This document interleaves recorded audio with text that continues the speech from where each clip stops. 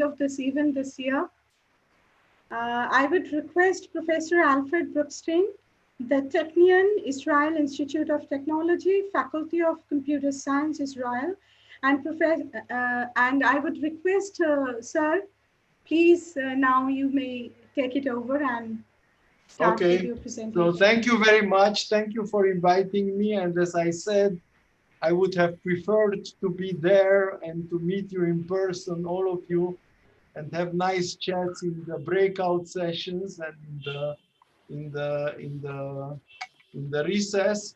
I'm going to tell you a little bit about some work that that I've been doing with various collaborators over many years on this idea of holographic representations.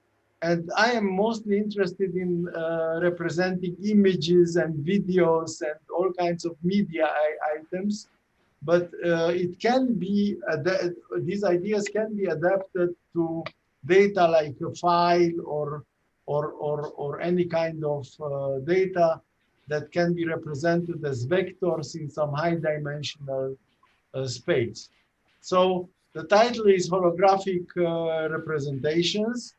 And first of all, what is a hologram? So I was holding up a hologram before. A hologram is a plate on which there was a recording of a scene by sending some light waves to the scene and operating on these light waves and recording the light wave that is reflected from the scene in some very special way. And the optical sensing device produces what is called a hologram. Hologram means that everything is everywhere. Okay, so it's a Greek word, and the hologram can be viewed, and it provides a 3D reconstruction of the scene. So the scene is gone, but the wave that the scene has produced is being reproduced here. So I have the impression that the three-dimensional scene is there when I illuminate this holographic plane. But what is the most amazing part of from my point of view on this this holographic plate is the following. If you take this holographic plate and break it, but I will not break it because I like it very much, but if I break it into small pieces, and I have these small pieces, I have a few small pieces, and I'm giving somebody one of the pieces, one of the fragments, and I illuminate that fragment will provide me a full reconstruction of the entire scene, perhaps a little bit blurred, but the entire scene will appear in every fragment of this holographic plane when you illuminate it. So the scene will appear a little bit blurred, but the quality of the reconstruction will only depend on the area of this broken part. Okay, so this is, in my opinion, a very beautiful and amazing property of a hologram. So a hologram is something that contains the whole in every little part. Okay, so that's what is amazing about a hologram. So the question that I will pose here, and I'll try to answer it, but we don't have full answers to many of the questions, is can we encode images, videos, graphics, and other types of data into holographic bit streams which have this property? What does it mean? It means that I'm going to make a recording, I'm going to have a long bit stream, but if I take a portion of it, if I take a packet from it, then no matter which packet I'm taking, I'm going to be able to recover with perhaps some error, but a small error, hopefully, the entire data. Okay, so this is an interesting challenge, and the answer could be, Well, we can try to emulate the optical recording process. However, we don't have an optical recording process when somebody is giving us already an image or a video, okay? So we have to do some other things. So a little bit of history about this holographic process. Optical holography was invented by a person called Denis Gabor in 47, 48, around this time. And in 71, it won him the Nobel Prize because it's a very important thing. And there are lots of applications that were found in art. You know, people are producing holographic art representations of scenes in microscopy because it has to do with the careful analysis of optics and the optical reconstruction processes. In optical sensors, holograms are very nicely used in security problems. So if you look at your Visa card or your MasterCard, they all have a little hologram that contains a lot of data, and it can be seen by illuminating it. And in data storage, people have tried to emulate the optical holographic process to do optical data storages that are holographic. But for me, the work on holographic representation started at Bell Laboratories in 1994 because there was a challenge there, and the challenge was a challenge of watermarking images and data. What is the watermarking process? So watermarking process is a process by which you are embedding some watermark, some code, a very simple code that that is imperceptible in general. You don't see it, but that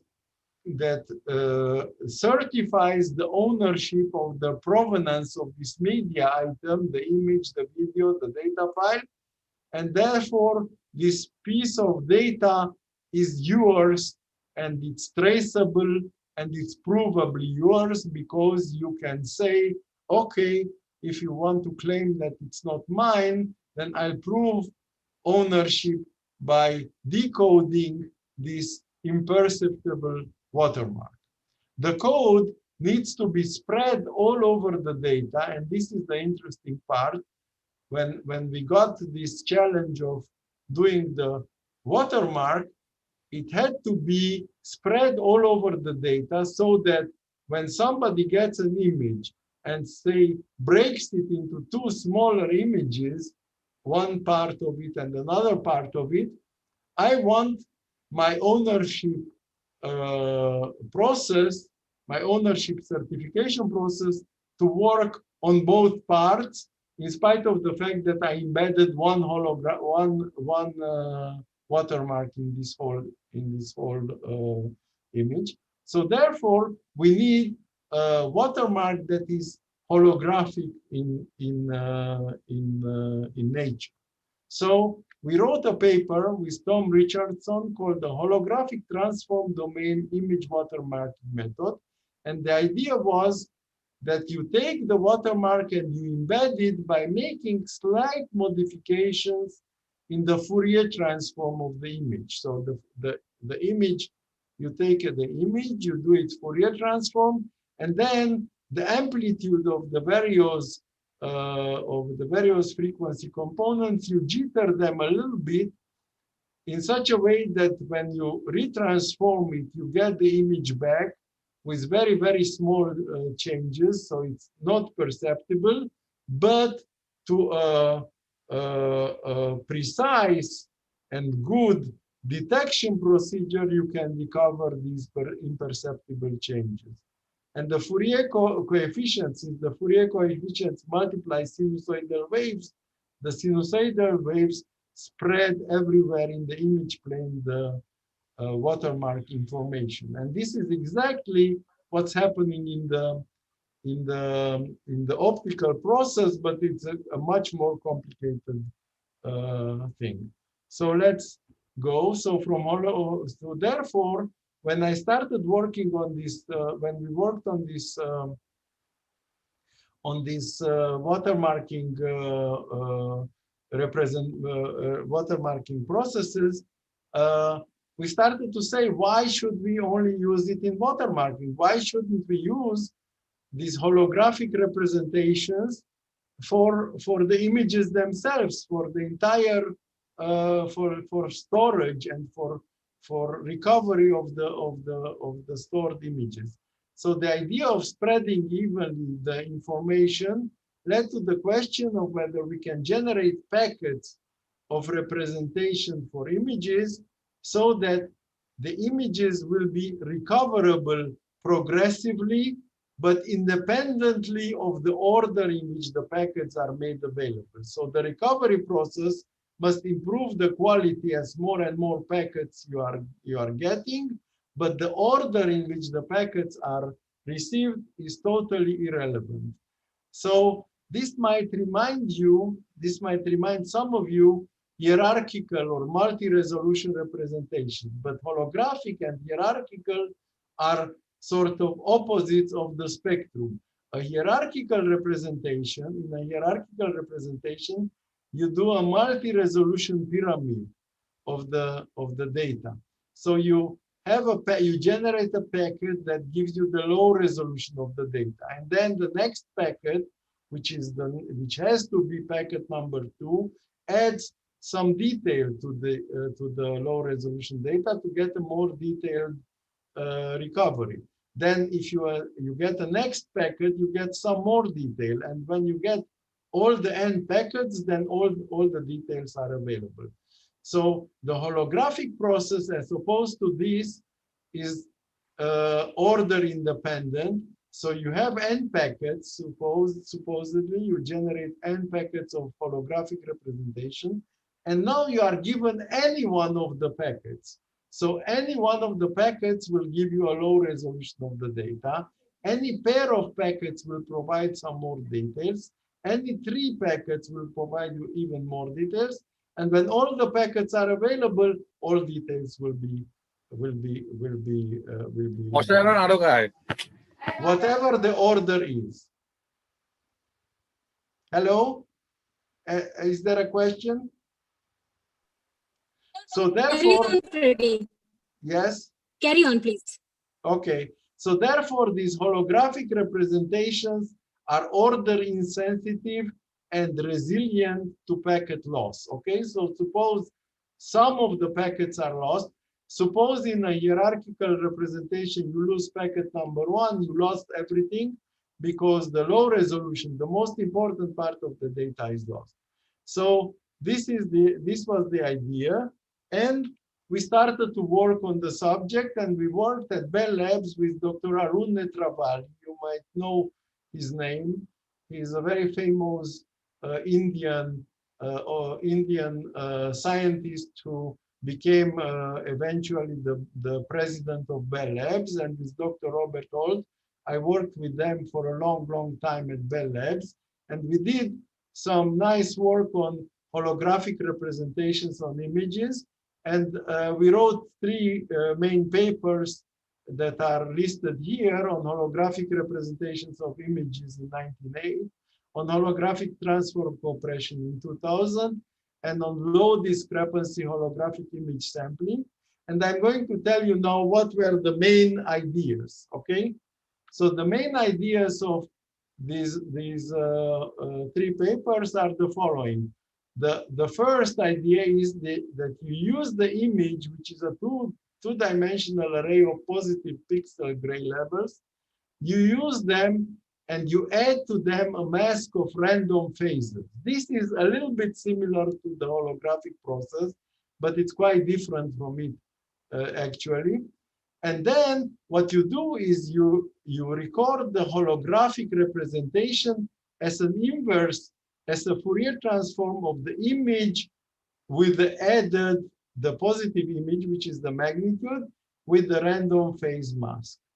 And the recovery from any cropped portion is just take the cropped portion. You can pad with zeros, or you can delete the padding, and you do an inverse Fourier transform, and then you take only the magnitude of the image, and that gives you a holographic representation.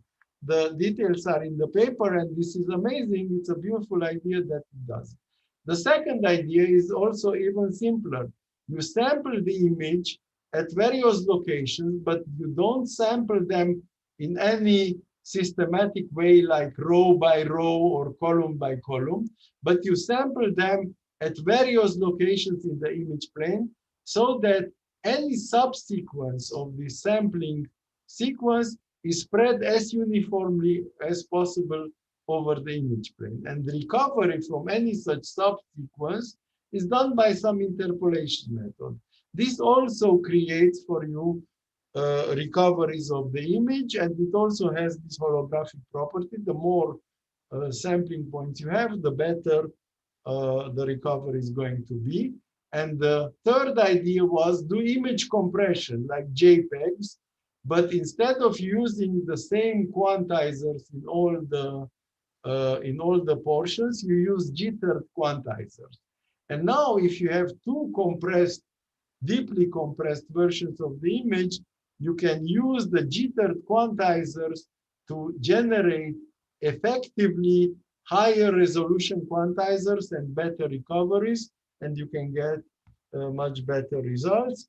And you know, today, if you have 5 JPEG versions of an image that has been compressed very, very deeply with quite low bit rates, you are going to get exactly the same result from 5 as from 1 because they all use exactly the same quantizers. If, however, you use jittered quantizers, you will get a much better recovery. You will get a recovery as good as if you had done JPEG with the sum of the bits of all the individual parts. So these were the main ideas, and it involved a lot of interesting topics in doing low discrepancy sampling sequences, in analyzing these random phase masks, and in analyzing carefully the transform coding of images.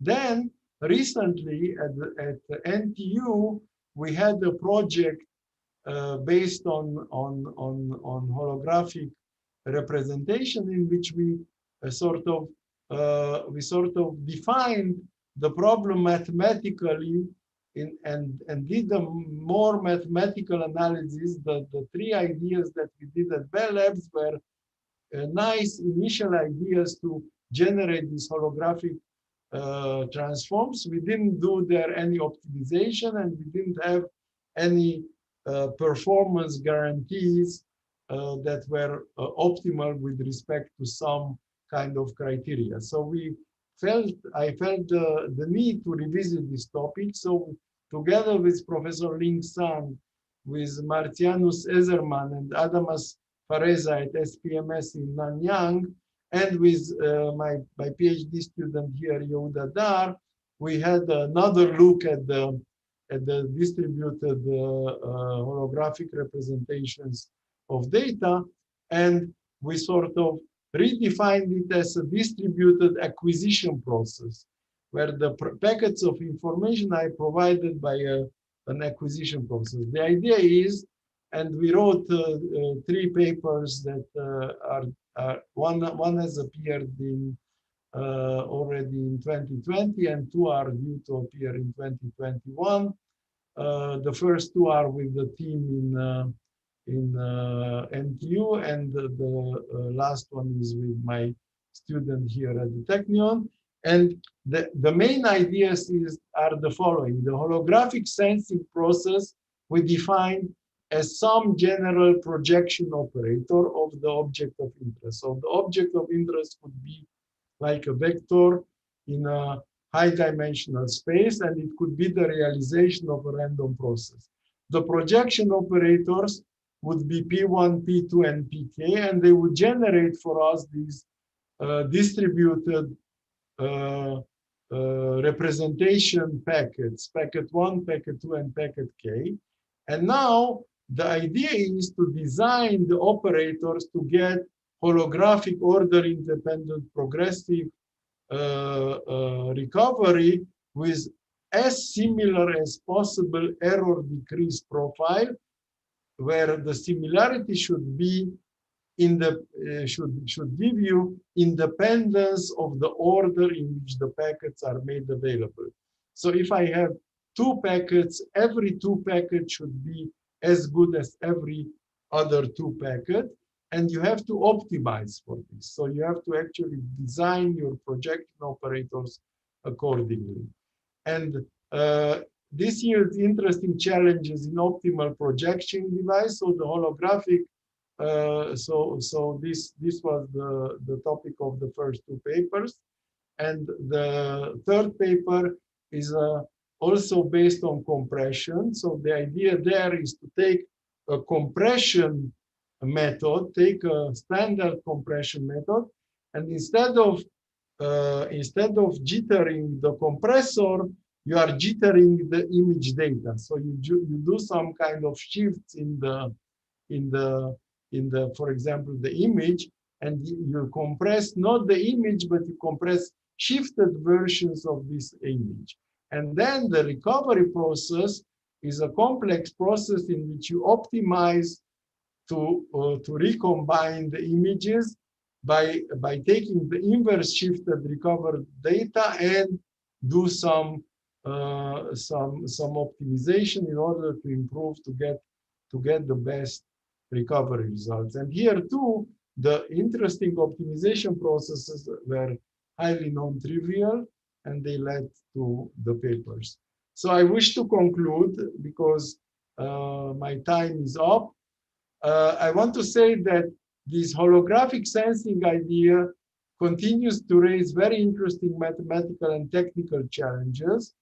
It should be regarded as a way to put data supposedly in a network in very distributively, and then when you want to recover it, you can recover it, and then you are insensitive to the timings at which the network is providing for you these data packets, and you can start recovering immediately, and the more packets you receive, the better the approximation of the original data is.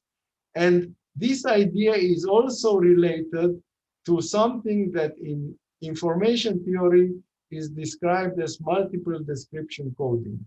But the problem is that in information theory, most of the work in multiple description coding concentrates on 2 descriptions and analyzes very, very carefully the ultimate limits. And also with multiple descriptions, they also want to find out the ultimate limits. We are not so interested in the ultimate limits of rate distortion in this case, but we are interested in this property of uniformity in the recovery process.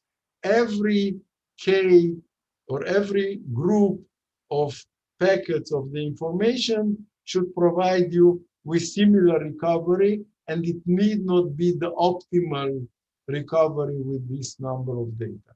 So there are lots of other papers.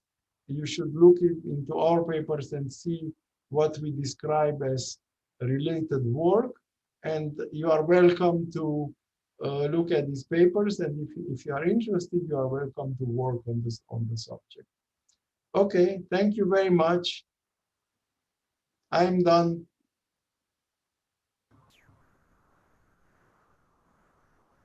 Thank you. Thank you, sir. Thanks, Alfred, for this excellent lecture what you presented on that, which involves the mathematical formulation and also how we can apply this in some real use cases. So I have one specific question. So it is something called progressive sensing, right? In our progressive sensing. Yes. Okay, when you try to go and build the data through sensing, you cannot actually build the entire data, okay, in a one sensing process, and you can go on building the data through some consecutive Yes. cycles of sensing, right? Yes.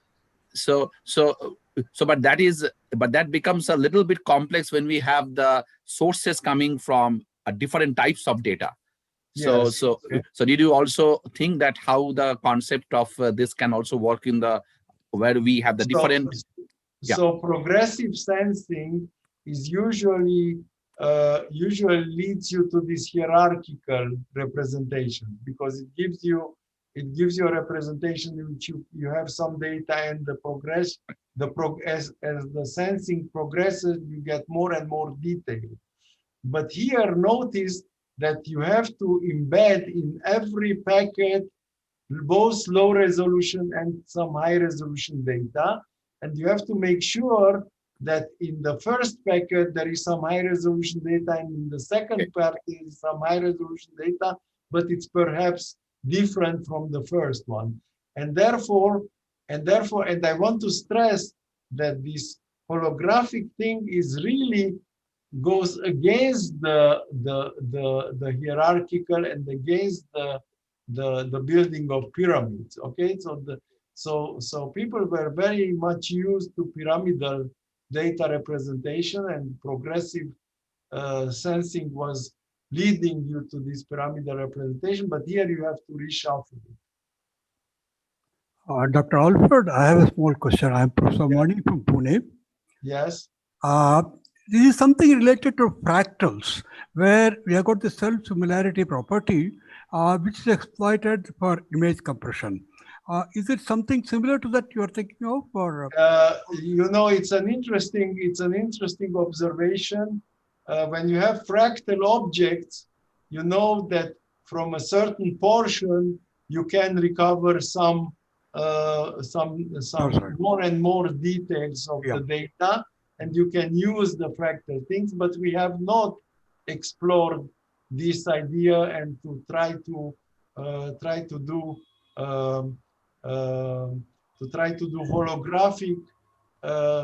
holographic representations of fractals, but it might be an interesting idea to follow. Yeah, somehow the topic has not found popularity now, but in the late 90s or probably 2000 also. Yes, there were interesting papers published in that area. Yes. There seems to be some similarity between what you were working on and this one, and that's why I thought I should bring it out. Okay, thank you. And please send me an email, and I'll have a look at it. But I am familiar with this fractal coding, but the fractal coding was based on the idea that there is self-similarity in the image, self-similarity. and therefore you can exploit this self-similarity in order to get deeper compressions. Okay, that's right. That was the main idea there. Yes. Any more questions from the? Thank you. Any more questions from the Zoom world? Okay. So if there is no more question, thank you very, very much, Professor Alfred Brookstein. Thank you very much. Thank you. And as I said, I want to be there with you next time. Okay? Absolutely, sir. Okay. Thank you very much. Thank you. Thank you. Bye-bye. Bye-bye. Alfred, you have to come a bit.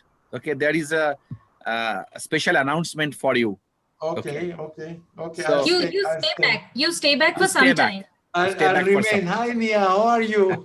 Good. Nice to see You stay back for some time. Anindita, can you ask for I see you very clearly. You know, this is the technology is amazing, but it's not there yet. You know, I want to be there nearby.